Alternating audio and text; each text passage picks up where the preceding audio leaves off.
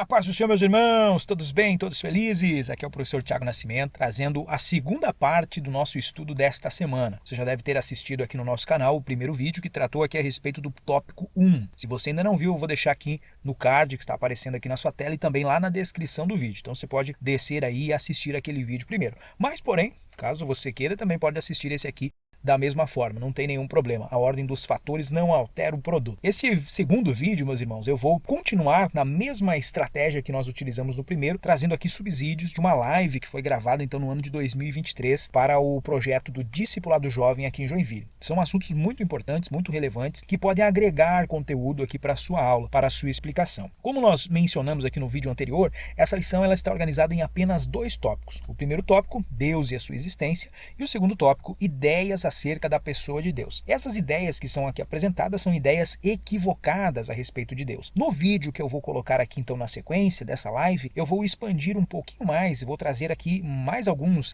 argumentos, mais algumas ideias equivocadas a respeito de Deus e inclusive tentar traçar a origem dessa forma de pensar, desse pensamento equivocado que tenta distanciar a nossa geração e aliás todas as gerações, né, desde o Jardim do Éden nós temos então esta armadilha satânica para tentar tirar as pessoas da realidade da existência de Deus.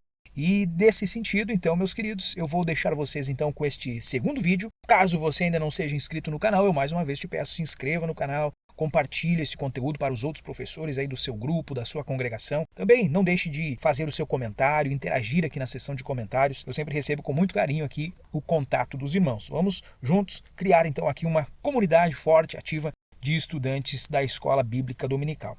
Mas, sem mais delongas, então eu deixo vocês com esse vídeo que vai trazer então aqui subsídios para o tópico final da nossa lição. E no final eu volto aqui com uma sugestão de como que você pode abordar a conclusão, como que a gente pode trabalhar a conclusão desse conteúdo na sala de aula.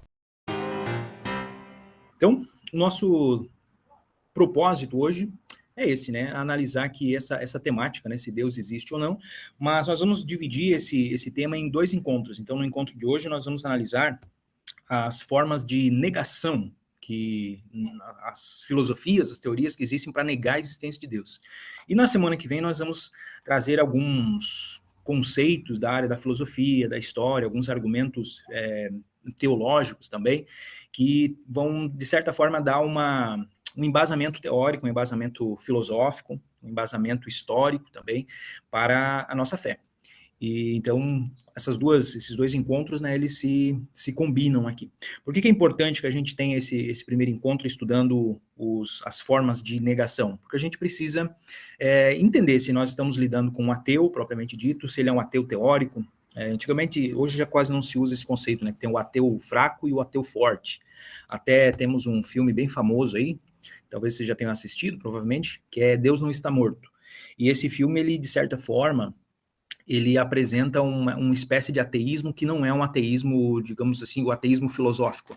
Ele é um ateu que, na verdade, ele tem raiva de Deus. Então, seria um ateísmo fraco, né? Seria considerado.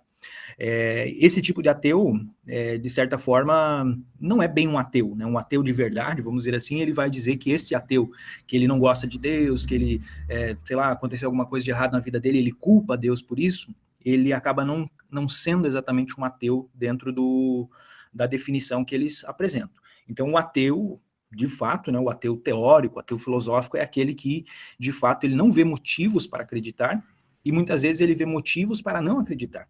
Então, ele tem uma filosofia, né, uma base teórica, um racionalismo por detrás ali, que faz com que ele, de fato, descreia. Né? Então, não é simplesmente uma questão de não crer, mas é uma questão de descrer. É quase como se fosse uma crença ao contrário, né? A crença na não existência. Então, existem várias formas aí desse ateísmo. E o filme Deus Não Está Morto, então, recebeu muitas críticas, né, desse universo aí dos ateus, justamente por isso. Eles dizem que aquilo ali é um estereótipo de um ateu, né, e não é exatamente um ateu genuíno. Eu vejo que até nisso, né, eles têm os seus graus lá. Mas, enfim, queridos, iniciando então aqui na nossa introdução, a partir do século XIX, nós podemos dizer então que nós estamos na era da descrença. Ali foi onde surgiram, então, algumas correntes filosóficas, como o racionalismo.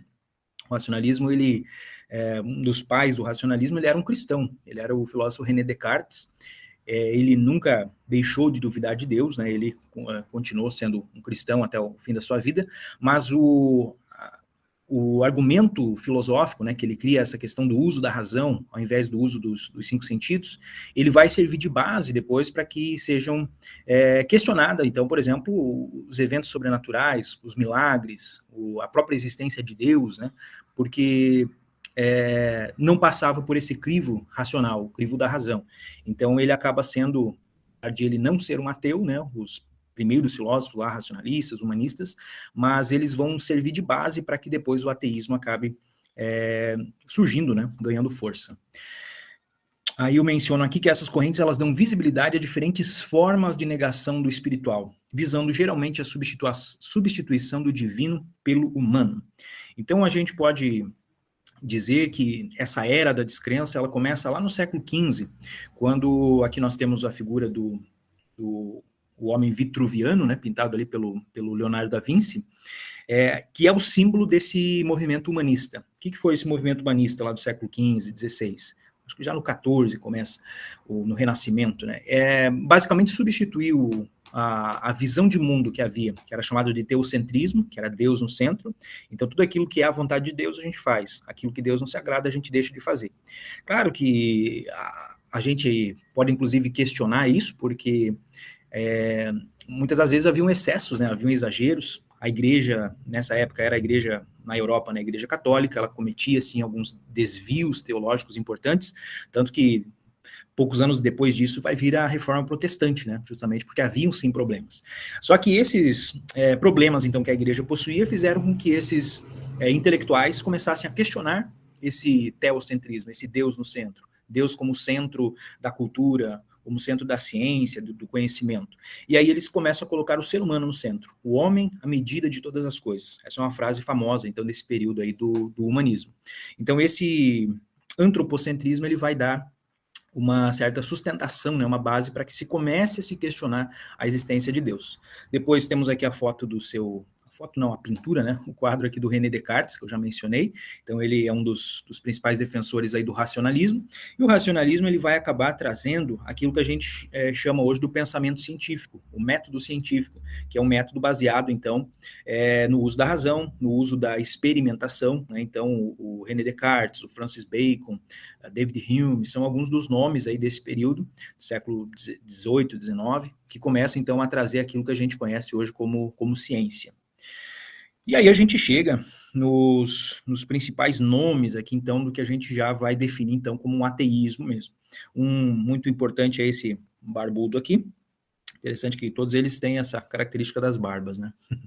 O Charles Darwin, muito conhecido, ele era um naturalista, né? Seria hoje um biólogo, digamos assim, e ele é o pai da chamada teoria da evolução. Ele escreve um livro lá por volta de 1880, por ali, talvez até um pouco antes, e nesse livro, A Origem das Espécies, ele apresenta uma nova forma de se explicar a origem da vida, onde ele fala do processo, então, da evolução, onde ele diz que houve organismos primitivos, que esses organismos, devido a um processo natural de adaptação ao meio ambiente, eles acabavam evoluindo, né, para outras espécies.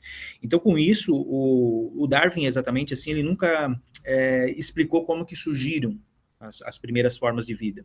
Ele nunca, de fato, assim, digamos, tirou Deus da jogada.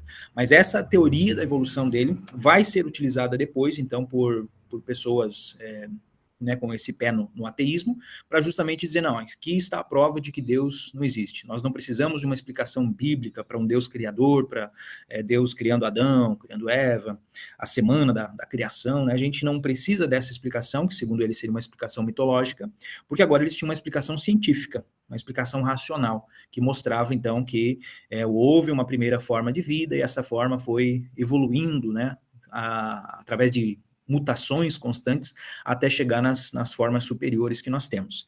Esse é um debate aqui bastante longo, né, mas de forma bastante resumida seria isso.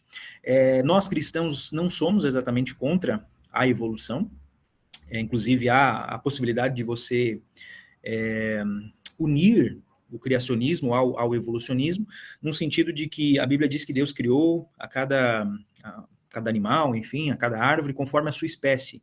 Então, dentro das espécies, né, nós podemos juntar as teorias desse seguinte sentido, aquilo que se chama de microevolução, né? Quando a gente olha, por exemplo, para um cachorro hoje, as diferentes raças de cachorro que existem, nós não podemos imaginar que Deus tenha criado todos os tipos de cachorro, né? O poodle, o rottweiler, o pitbull, o vira-lata, né? E inclusive há indícios e provas até, né, de que de fato a domesticação do canino, né, desse animal aí que a gente chama de cachorro hoje, é algo recente. Então, provavelmente Deus não criou o poodle, o pincher, né? Isso aí tudo foi um processo de evolução que foi acontecendo, uma especiação, né, onde o primeiro cachorro, então, teria sido o lobo, né, os primeiros filhotes de lobo começaram a ser domesticados pelo ser humano, e ao longo de centenas de anos, né, vai acontecendo essa diferenciação. Você vai fazendo um cruzamento, né, entre as diferentes raças, e aí você vai tendo raças diferentes desses animais. E você vai tendo, então, talvez até espécies diferentes, porque você teria o lobo e o cachorro, apesar de ter um certo parentesco, hoje nós temos eles como duas espécies diferentes. Então, dá para se dizer que houve-se uma evolução, né, do lobo para o cachorro moderno.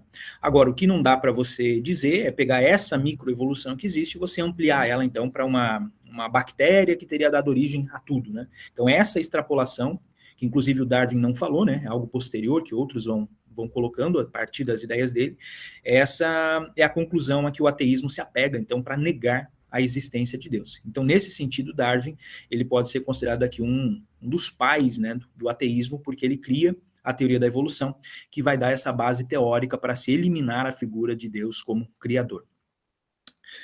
Se os irmãos tiverem alguma pergunta, alguma colocação, podem ficar à vontade para colocar no chat ali, ou comentar também, só levantar a mãozinha ali, né, e pode abrir o microfone aí e conversar conosco.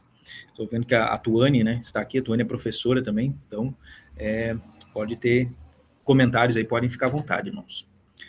Muito bem, o segundo aqui é o seu Karl Marx. Então, o Karl Marx é muito conhecido dentro do campo da política, né? Ele é, então, considerado aí um dos principais ideólogos daquilo que a gente chama hoje do pensamento de esquerda, o pensamento progressista, socialista, comunista, né? Então, tudo isso aí deriva das ideias do Karl Marx. E há uma frase do Marx, que é muito famosa, onde ele diz assim, a religião é o ópio do povo. E com isso, então, ele estava querendo dizer que a religião era algo que aprisionava as pessoas, que iludia as pessoas, que dava... basicamente, né, tirava a liberdade de escolha das pessoas e impedia que elas pensassem de forma racional.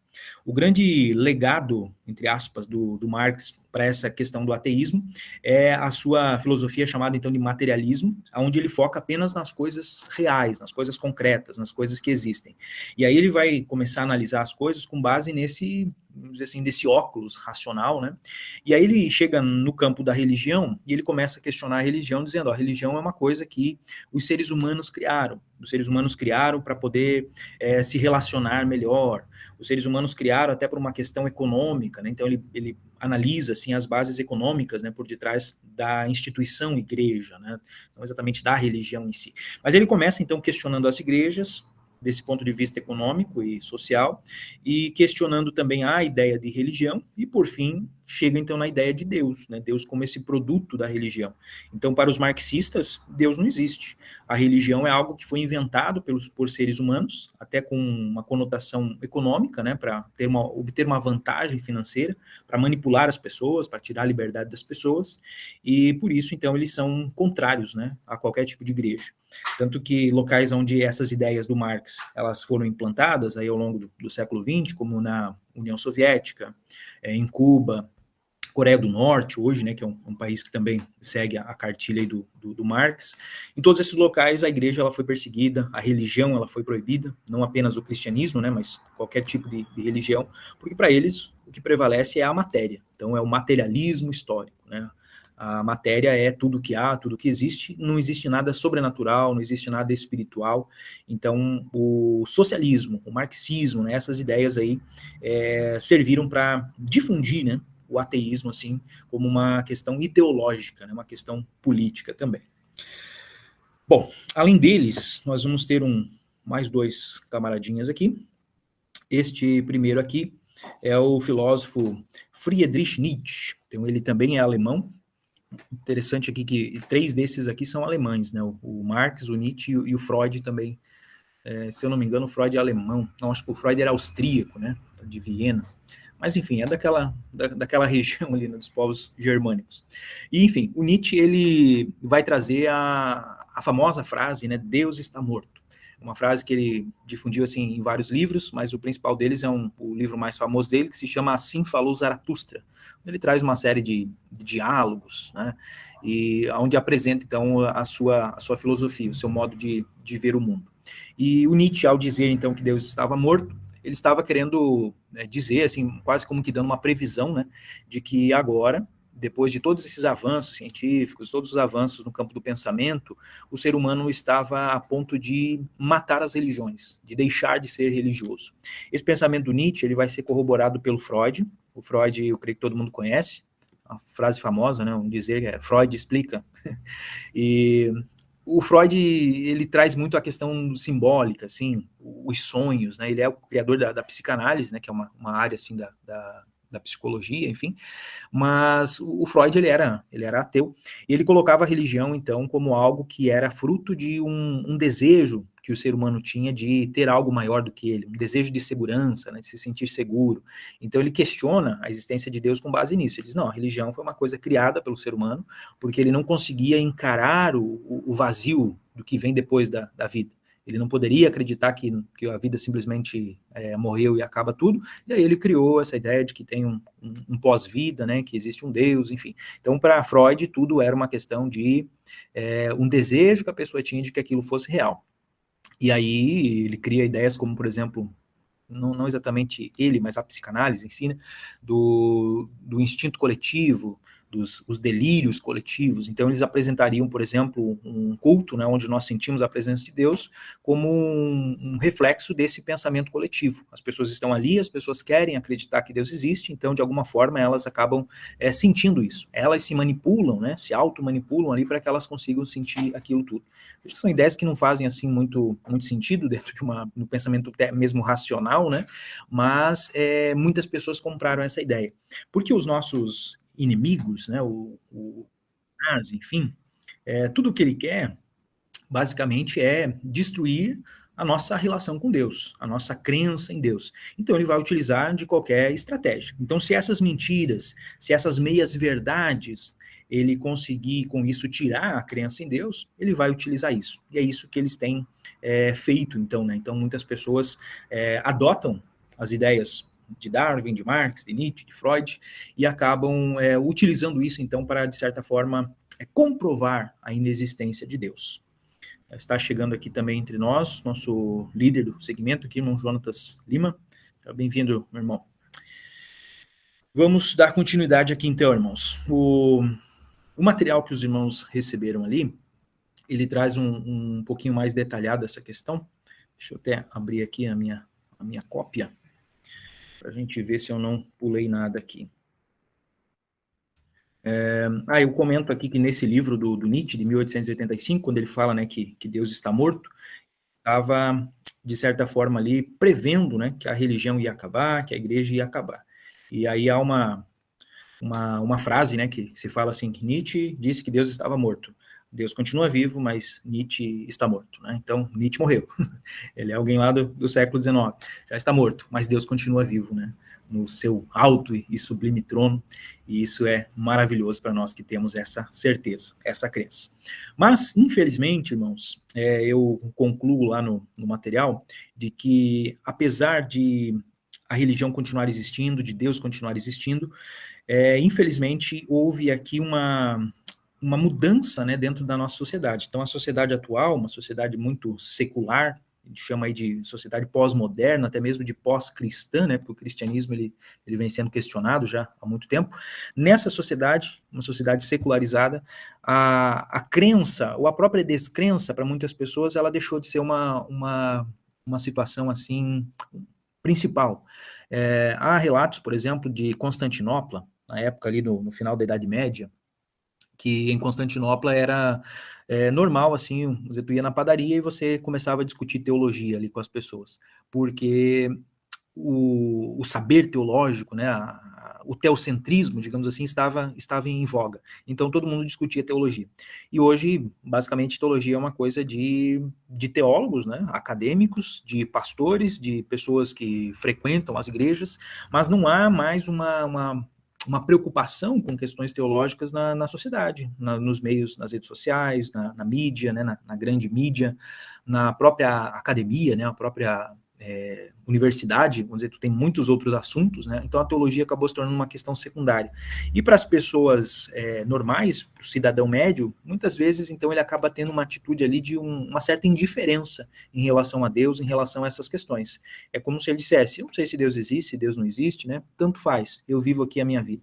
Então esse mundo secularizado, ele levou a isso. E esses camaradas que nós estamos vendo aqui, as fotos deles, né, são alguns dos grandes responsáveis, então, por essa mudança que o mundo teve, né? Essa era da descrença, então, que nós estamos vivendo hoje em dia. Temos algum comentário, alguma pergunta neste momento? O Jonatas deu a paz do Senhor aqui para nós. Lembrando, né, irmãos, hoje é terça-feira, então temos o spoiler EBD. O irmão Jonatas já está se encaminhando lá para a rádio, onde ele vai apresentar o programa daqui a pouco. O irmão Jonas está dando uma informação aqui, ó. Freud nasceu na República Tcheca. Ah, obrigado, irmão. Então é isso aí. Mas é naquela região da Europa ali, né? Não estou muito fora. Mas então é isso aí, obrigado, irmão. Na República Tcheca. Muito bem, vamos para o nosso próximo slide aqui. A escalada do negacionismo. Então, como que começa isso? Lá no material que os irmãos receberam, então os irmãos têm ali uma frase, né, que define, então, cada um desses pontos aqui. Então, o politeísmo é a crença em múltiplos deuses, é uma palavra que vem do grego, então, poli é muitos, né, e tel é Deus. Então, o politeísmo é a crença em muitos deuses. O Leonardo está dizendo que não está aparecendo o slide ali para ele. Para os irmãos aí está normal? Deem um feedback aí, por favor. Talvez o irmão tenha que clicar ali, se tiver no celular aí, né, ele aparece um pouco diferente aí. O irmão João está aparecendo. Então, talvez o irmão está com o chat aberto ali, aí o irmão precisa clicar para fechar o chat para poder aparecer o slide ali. Qualquer coisa o irmão sai e entra de novo, que daí deve normalizar. Bom, vamos continuar aqui então. Politeísmo, né, é a crença em muitos deuses. E por que a gente coloca aqui como a escalada do negacionismo? A gente vai chegar no fim lá no ateísmo, né, mas começou lá no politeísmo. Se a gente for parar para pensar, quando o povo de Israel, né, tá saindo lá do Egito, eles estão saindo de uma cultura politeísta. Então o politeísmo era algo extremamente comum naquele contexto ali. Antes ainda, né, na era patriarcal, a gente vê que Deus chama Abraão para ser o pai dessa nação, desse povo escolhido, do meio de uma sociedade politeísta. Então o politeísmo foi aquilo que veio para substituir o relacionamento com Deus. Então lá em Adão e Eva, quando acontece a queda, eles são expulsos do jardim, né, os irmãos conhecem a história, e a partir dali eles perdem esse relacionamento com Deus. Poucas vezes a gente vai ver pessoas que mantêm ainda um certo relacionamento com Deus. Se eu não me engano é na segunda ou na terceira geração depois de Adão, que a Bíblia menciona numa das genealogias, né, que a partir de um determinado personagem ali começou-se a invocar ao Senhor. E quando você invoca alguém, esse vocábulo ali, significa que é alguém que está longe, como se estivesse gritando para alguém, né? Então isso ali mostra que 2 ou 3 gerações após Adão, Deus já estava tão distante daquelas pessoas que elas já estavam começando a inventar, então, aquilo que a gente chama de religião. Essa palavra religião basicamente vem de religare, né, que é tentar ligar algo que já esteve ligado, mas que foi rompido. E o que é isso? É o nosso relacionamento com Deus. Então, o politeísmo, ele é uma forma desses seres humanos de tentarem se conectar de novo com Deus. Só que eles vão fazer nisso aqui uma mistura, né, um sincretismo, começam a cultuar os seus antepassados, começam a contar histórias lá em volta da fogueira, a respeito, né, dos grandes feitos do avô, do tataravô, enfim. E aos poucos eles começam a criar personagens que a gente vai conhecer, então, dentro das mitologias, como, por exemplo, os famosos aí da mitologia grega, né? Zeus, que seria o pai de todos, Marte, o deus da guerra, Marte daí já seria dos romanos, né? Os gregos eram Ares, né? Ares, o deus da guerra, enfim. Todos aqueles deuses, aquele panteão dos politeísmos, né? Basicamente eles são isso, é uma mistura de culto aos antepassados, o feito desses grandes heróis, com o animismo, né? O culto às forças da natureza. Então, na mitologia nórdica, por exemplo, temos o Thor, né? Que agora é bem famoso, porque virou um super-herói também, né? O Thor, ele é o deus do raio, né? O deus do trovão, enfim. Então, essas forças da natureza começam a ser cultuadas como deuses e começam a se misturar com esse culto aos antepassados. E aí aquela história do telefone sem fio, né? Quem conta um ponto, aumenta um conto, né? Então aquilo vai se aumentando, se avolumando, e daqui a pouco todos aqueles grandes heróis são deuses. E aí a gente tem o surgimento do politeísmo. E alguém começa a organizar isso. Ah, então esse aqui é pai desse, esse é mais importante, esse aqui é mais forte, esse aqui é das águas, esse é da fertilidade, né? E começa a surgir, então, os mitos, as histórias, para tentar dar uma explicação lógica, né, para aquela história toda. Mas isso aqui a gente percebe, então, que é algo claramente inventado, né? O politeísmo, essa multidão de deuses. E isso é contra a existência de um Deus, no sentido de que se você tem um monte de deuses, todos eles são deuses, e o Deus verdadeiro acaba sendo esquecido. Então, o grande ponto do politeísmo é isso. O que permitiu a existência dele foi que eles haviam esquecido de Deus. Haviam, né, deixado o verdadeiro Deus de lado. É por isso que Deus vai depois se revelar para Abraão, né, e chama ele como o Deus criador, enfim. Então, nós temos essa revelação de Deus, porque durante muito tempo o ser humano ficou envolvido com o politeísmo, adorando muitas outras coisas que não eram Deus. Bom, o segundo degrauzinho aqui da nossa escalada do negacionismo é uma escalada para baixo, né? Vai descendo. É o deísmo. O deísmo ele é uma filosofia, uma atitude religiosa de que existe um Deus criador. Lá no material, inclusive, eu menciono a respeito da metáfora do relojoeiro. Essa metáfora do relojoeiro basicamente seria o seguinte, de que, digamos, você está andando lá no campo, aí você encontra uma pedra. Você não vai se questionar por que aquela pedra está ali, né? Porque a pedra no campo é algo natural. Agora, se você encontrasse um relógio ali, então você iria parar para pensar, opa, teve alguém que fez esse relógio aqui, tem um relojoeiro que fez, porque o relógio não surge assim do nada, né? Relógio não dá em árvore. Então, basicamente, o deísmo ele tem essa visão de que existe um relojoeiro. Quando a gente olha para o universo, isso é uma coisa que a Bíblia mesmo menciona, né, que a natureza, ela proclama a existência de Deus. Então você olha para as estrelas, você olha, por exemplo, para a distância que a Terra está do Sol. Se nós estivéssemos um pouquinho mais distantes, ia ser muito frio, não teria como a gente sobreviver aqui. Se a gente estivesse um pouquinho mais próximo, ia ser muito quente, também não poderia haver vida. Então tudo isso são argumentos que até a gente chamaria do design inteligente, né? Há uma inteligência, há um criador por detrás que fez isso. O que o deísmo faz? Aonde que ele está negando a existência de Deus? Ele nega a interação desse Deus com as suas criaturas. Então, para os deístas, existe um Deus criador, mas esse Deus criador, ele criou e virou as costas. Tem um ateu famoso aí chamado Richard Dawkins, que ele tem um livro chamado O Relojoeiro Cego, onde ele fala justamente isso, que se existe Deus, né, ele é um relojoeiro, mas é um relojoeiro cego, porque ele não está vendo as maldades do mundo e tudo mais, né? Então ele vai por essa linha aí. Mas basicamente a postura deísta, a posição deísta é essa: existe um criador, ele criou tudo, mas ele foi embora. Então não tem revelação, não tem Bíblia, não adianta você orar, você não se relaciona com esse Deus. Ele é um ser imanente, mas não transcendente, né? Ele não se comunica com as suas criaturas. Então este é o ponto aqui de negacionismo que o deísmo traz. Depois nós temos o panenteísmo. O panenteísmo, muito parecido com o próximo aqui da nossa escalada, que é o panteísmo. Mas o panenteísmo, eu menciono lá no material, que é a crença de que Deus está imanente em todas as coisas, ou seja, Deus está em tudo e tudo está em Deus. E há uma frase aqui de um filósofo chamado Friedrich Schelling: Deus é a manifestação máxima do absoluto, a fonte de toda a realidade, o princípio que permeia o universo. Quando a gente olha assim, até parece que é um pensamento bacana, né? Um pensamento bom. Olha, Deus está em tudo, né? Tudo está em Deus. O próprio apóstolo Paulo, ele fala, né, que é em Cristo que nós vivemos, nele existimos e tudo mais. E aí a gente pode dizer, não, então o panenteísmo está correto. O problema é que o panenteísmo, ele acaba escalando depois para o panteísmo. Então Deus está em tudo. E se Deus está em tudo, então de certa forma tudo é Deus. Então eu sou Deus, esse copo de água aqui também é Deus, os animais, a natureza, o universo, né? Tudo isso é Deus, porque Deus está nessas coisas todas, Deus é o conjunto, né, desse universo. E aí você acaba saindo daquilo que é o que a gente conhece como o monoteísmo, né? A figura de Deus, que a gente inclusive vai ver melhor aí na próxima semana. Então o panenteísmo, ele é aquilo que o Satanás gosta de fazer, né? É uma deturpação de algo que é verdade, é uma meia-verdade, que ele transforma ela depois em algo muito pior, que é então aquilo que a gente chama de panteísmo. O panteísmo, Deus é tudo. Então veja, no panenteísmo, Deus está em tudo. E o próximo passo, agora, Deus é tudo.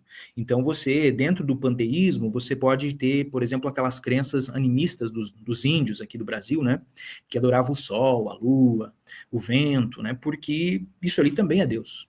Né? Para uma visão panteísta, então, Deus se revela e Deus é a natureza. Deus é todas as coisas.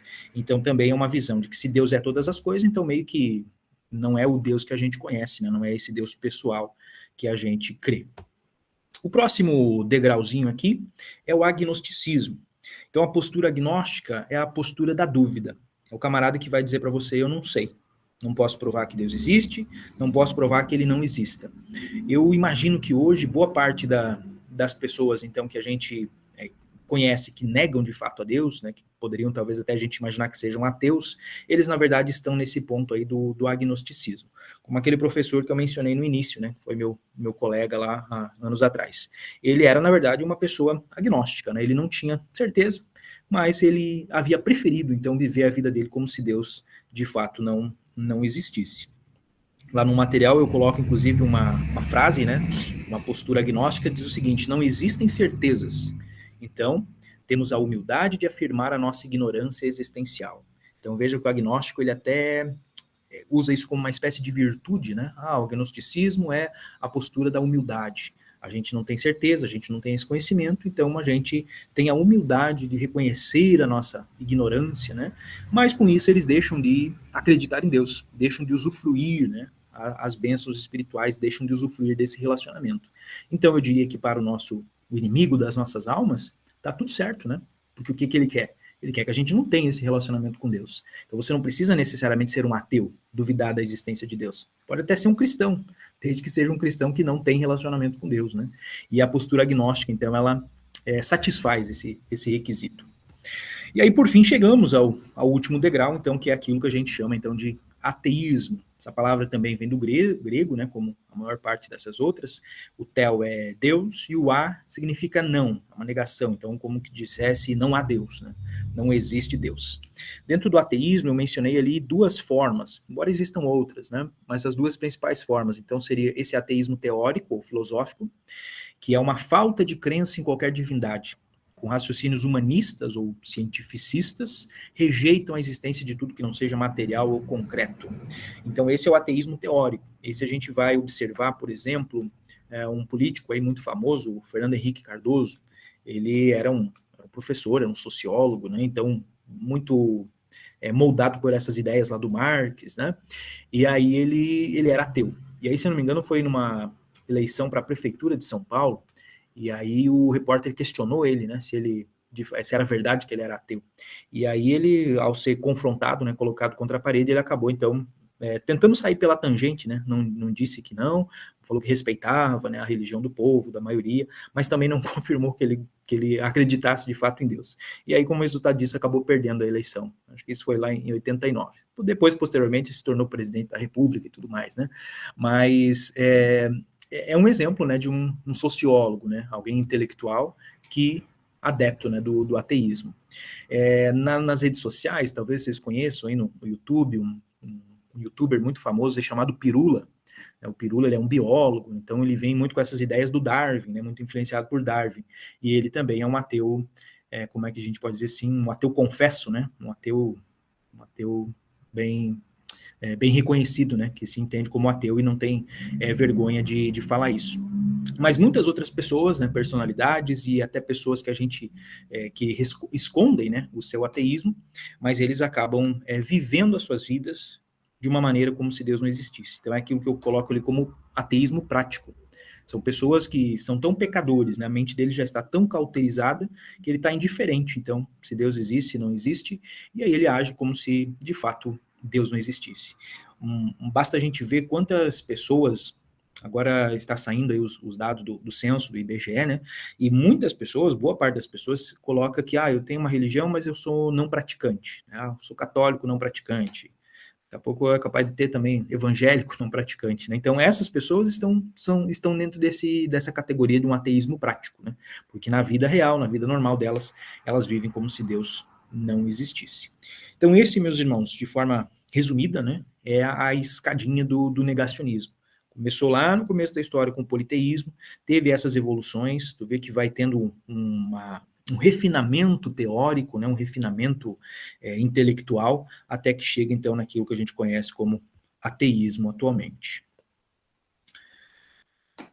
Alguém quer fazer um comentário?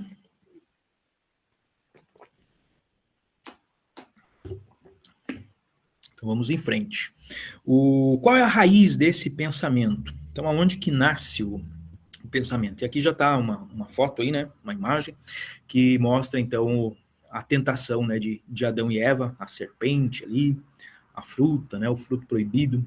Então, a raiz desse pensamento é a tentação original. Quando nós olhamos lá para a Bíblia, a gente percebe que Satanás ele vai deturpar a palavra de Deus. Quando Deus havia dito para eles, de todas as árvores vocês podem comer, menos da árvore do conhecimento do bem e do mal. E aí ele chega e questiona Eva, né? Foi isso que Deus falou, né? Que tu não pode comer de árvore nenhuma, não sei o quê. Então ele começa a deturpar, mudar aquilo que Deus havia falado. E aí qual é o resultado que ele diz, né, para Eva? No dia que vocês comerem, vocês vão ser como deuses. Então ele estava prometendo para Eva, e eu diria que essa talvez foi assim aquilo que seduziu de fato a Eva, né? Foi esse comentário: vocês vão ser como deuses, vocês vão saber o bem e o mal, vocês vão saber de todas as coisas.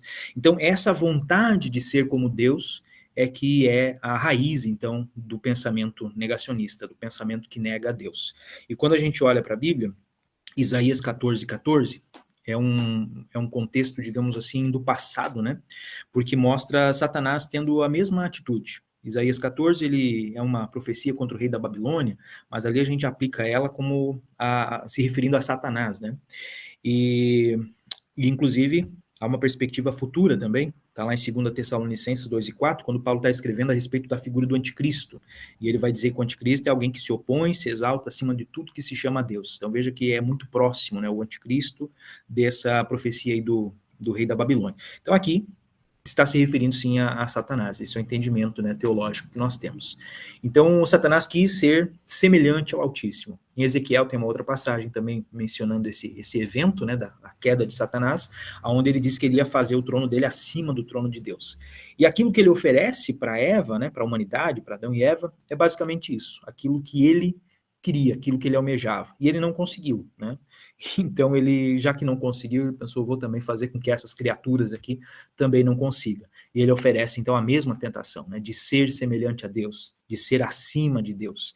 E quando nós olhamos para o Novo Testamento, há um texto de 1 João, onde João está mencionando a respeito das coisas que existem no mundo, né, a origem das tentações que vêm do mundo. E ele vai mencionar 3 coisas.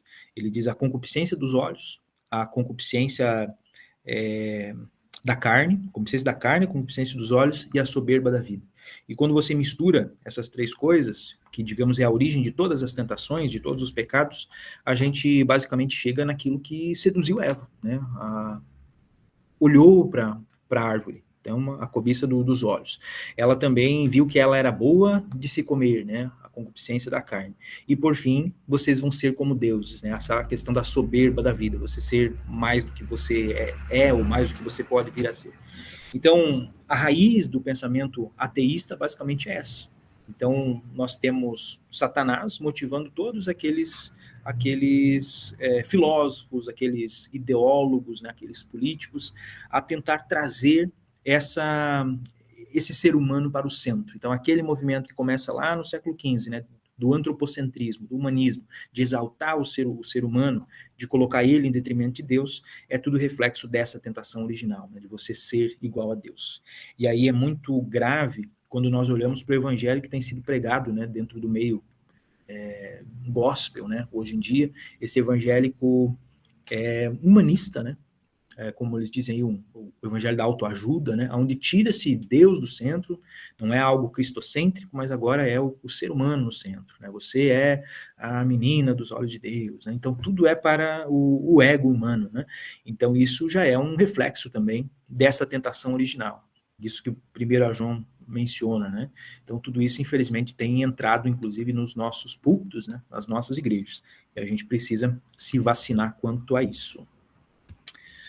Bom, qual é o antídoto, então? Sabendo que o ateísmo é uma realidade, o agnosticismo existe, todas essas visões contraditórias.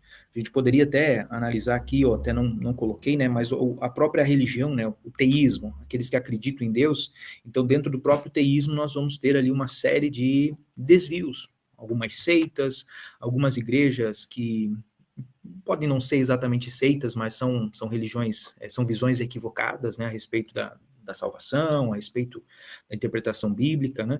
Então, dentro do próprio teísmo, Satanás conseguiu infiltrar também alguns dos seus enganos, né? Então, o que nós precisamos para se vacinar quanto a isso? A primeira coisa, nós precisamos conhecer o nosso inimigo. Então, é por isso que eu tive essa primeira parte aqui, né, de trazer esses nomes, esses conceitos para vocês, como uma introdução, inclusive, eu até, inclusive, imagino que muitos de vocês já conheçam, né, pode, inclusive, até dar aula melhor que eu sobre isso, mas é importante que a gente tenha esse conhecimento, que a gente relembre essas coisas, e, inclusive, que a gente se aprofunde nisso, né. Então, isso aqui é só uma apresentação disso aqui, a partir desse material, né, espero, né, imagino que os irmãos podem utilizar isso como um ponto de partida, né, e se aprofundar nessas questões aqui, porque nós precisamos conhecer o nosso inimigo, conhecer aqueles contra os quais nós vamos nos debater, enfim, né, e não no sentido apenas de derrotá-los, de vencê-los, porque a Bíblia é muito clara, dizendo que a nossa luta não é contra a carne e o sangue, e este foi o erro, né, daquela história que eu comentei, né, porque eu quis derrotar aquele meu amigo, quis convencer ele, né? E não é assim que funciona. Então há toda uma batalha espiritual acontecendo ali, porque a raiz de tudo é Satanás, né? Ele que quer deturpar o nosso verdadeiro conhecimento aqui de Deus. Então nós precisamos conhecer o nosso inimigo, seja ele então as filosofias, as religiões, as seitas, seja ele o próprio pensamento, né? A filosofia por detrás disso. Então nós precisamos se aprofundar nisso. Agora o segundo ponto, nós temos também que conhecer a nossa fé. Então, isso é algo que nós precisamos ter em mente. Conhecer o inimigo é importante, um estudo, né, de apologética, né, de seitas e heresias, isso tudo é importante, mas nós precisamos se aprofundar, fortalecer a nossa fé, entender quais são as nossas bases doutrinárias, no que nós cremos, o que é a verdade do Evangelho. Há aqui uma analogia, que é uma metáfora, talvez, em relação à moeda falsa. Dizem os especialistas, né, que moedas falsas existem muitas. Então, se um camarada, ele vai, digamos, trabalha na polícia, sei lá, um setor qualquer ali que lide com esse tipo de crime, ele talvez não vai conseguir acompanhar a velocidade que os criminosos têm para fazer as falsificações. Então, ele não pode ser um especialista em moeda falsa. Ele precisa ser um especialista em moeda verdadeira. O que significa isso? Ele tem que conhecer a nota verdadeira.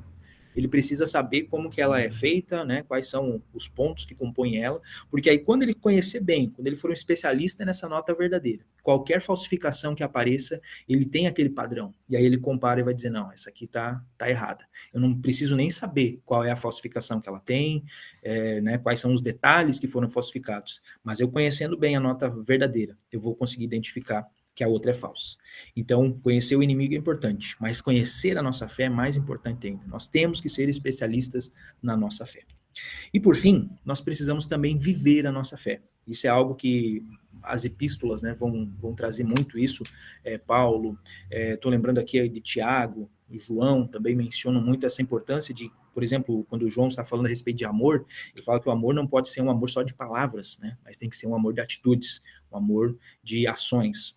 Tiago também menciona isso, né, que a questão da fé, a gente não pode dizer que tem a fé e não tem as obras, né, a fé ela precisa nos capacitar para fazer, agir, né, para a ação, isso no sentido de obras aí que Tiago está dizendo. Então, conhecer a fé é importante, precisamos nos aprofundar, fazer cursos teológicos, né, bacharel em teologia, mestrado, enfim, isso tudo é muito importante. Ler a Bíblia, né, que esse é um ponto também que, inclusive eu, em alguns tempos assim passados, eu tive esse deslize, né, de ser alguém que lia muito sobre a Bíblia. Então, lia muitos livros, mas lia muito pouco a Bíblia em si. Então, isso é importante, a gente ter um tempo de devocional, um tempo de leitura bíblica, da Bíblia exatamente, né, porque é ela que vai, de fato, fortalecer a nossa fé e vai nos trazer essa vida, né? Colocar isso em prática, né? Viver a fé. Este é o principal antídoto, né? Então, né? Conhecer o inimigo, conhecer a fé e viver a nossa fé. A analogia da moeda falsa eu já mencionei, e temos aqui alguns versículos para embasar isso que eu disse. Oséias 4:6, né? Oséias menciona aqui: meu povo foi destruído por falta de conhecimento. Muito famoso esse versículo. E Oséias 6:3, ele vai, de certa forma, trazer esse antídoto, né? Vocês foram destruídos, estão sendo destruídos pela falta de conhecimento. Então, conheçamos e prossigamos em conhecer ao Senhor. A sua saída como a alva é certa, e ele a nós virá como chuva serôdia que rega a terra. Então, 2 capítulos para frente, Oséias vai estar dando a receita, né? Vocês estão sendo destruídos por falta de conhecimento. Então, o que a gente faz? Conheçamos e prossigamos em conhecer ao Senhor. Então, quero já agradecer e parabenizar vocês que estão aqui nessa formação, né? Vocês estão colocando em prática isso, né? Conhecendo e prosseguindo em conhecer ao Senhor. E essa questão da chuva que ele menciona aqui me lembrou dessa passagem de Hebreus 6, que fala a respeito de dois tipos de terra, né? A terra que embebe a chuva, que muitas vezes cai sobre ela e produz erva proveitosa para aqueles por quem é lavrada, recebe a bênção de Deus. Então esse é o primeiro tipo de terra, ela recebeu a chuva. O Oséias está mencionando, né, que nesse conhecer ao Senhor, ele vem como chuva, né, e vai nos trazer essas bênçãos. Agora, há um segundo tipo de terra, a que produz espinhos e abrolhos, é reprovada, e perto está da maldição, e o seu fim é ser queimada. Então aqui o escritor aos Hebreus está mencionando que a chuva vem, né, assim como Oséias mencionou, né, a chuva vem. Mas aí tem uma terra que vai receber essa chuva e vai produzir erva boa, erva proveitosa. E já tem outra terra que vai produzir ervas daninhas, vai produzir espinhos. Então essa terra ela vai ser reprovada. Mas de vós, ó amados, esperamos coisas melhores e coisas que acompanham a salvação. Então que essa seja a nossa prática diária, né, cotidiana, conhecer o Senhor, prosseguir em conhecer, mas principalmente frutificar, né? Dar os frutos aqui, viver a nossa fé. Conhecer o inimigo, porque o meu povo perece por falta de conhecimento. Conhecer a sua fé, né? Conheçamos e prossigamos em conhecer, mas principalmente viver essa fé e dar frutos que acompanhem a salvação, como o escritor aos Hebreus aqui menciona. E aí, meus irmãos, o que vocês acharam desse conteúdo do vídeo desta semana? Então foram 2 vídeos onde trouxemos aí bastante subsídios, né, argumentos que você pode utilizar para enriquecer a sua aula, enriquecer o seu conteúdo no próximo domingo. E como uma sugestão aqui de conclusão, então, da lição, como foi bastante trabalhado nesse segundo tópico a respeito das formas erradas de se tentar chegar a Deus, o ateísmo, o deísmo, o panteísmo, então a minha sugestão é que você finalize colocando para os seus jovens um desafio de que eles consigam encontrar dentro de cada um dos subtópicos, então ali da lição, versículos bíblicos, passagens bíblicas que refutem os argumentos, portanto, do deísmo, do panteísmo e do ateísmo. Como uma sugestão aqui, podemos, por exemplo, pegar o Salmo 19, os céus proclamam a glória de Deus, o firmamento anuncia a obra das suas mãos. Então, mencionando aqui contra o ateísmo, né, a respeito da existência de Deus. Depois, podemos utilizar também Êxodo, capítulo 3 e 14, onde Deus disse a Moisés: eu sou quem sou, e disse mais: assim dirás aos filhos de Israel: eu sou, me enviou a vós. Mencionando aqui a respeito da pessoa de Deus, da pessoalidade, da personalidade de Deus. Um versículo que pode ser utilizado contra o panteísmo. Deuteronômio 6:4 também, o Senhor nosso Deus é o único Senhor. Então mencionando a respeito não ao politeísmo, não ao panteísmo, mas sim ao monoteísmo. Então são alguns versículos, alguns exemplos. Mas o desafio é que os seus jovens consigam então descobrir esses versículos. É uma forma inclusive de eles verificarem que eles têm bastante conhecimento teológico, bastante conhecimento bíblico, e uma forma então de você dar essa oportunidade para que eles interajam aí no final da lição, e com certeza vai ser uma boa forma de você concluir a lição desse domingo. E no mais, meus irmãos, é isso. Eu espero que este conteúdo tenha enriquecido aí a sua aula, e nos vemos no próximo vídeo.